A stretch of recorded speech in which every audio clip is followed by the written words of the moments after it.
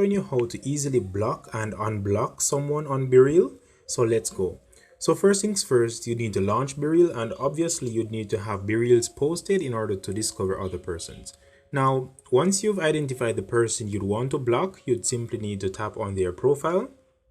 Then from their profile, you need to tap on the three lines in the top right corner and select block. So let's click on blocked, and as you can see here, this person has now been blocked. You could unblock by tapping this option, unblock. So if you've blocked multiple persons, for example, let me block this person. Let me go back and let me block this person as well.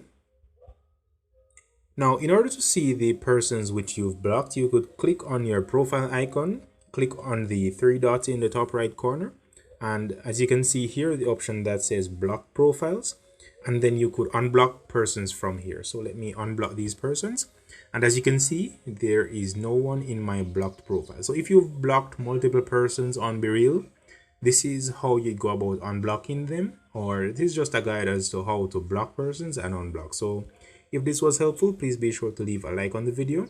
Thank you for watching. Hacker 7 out.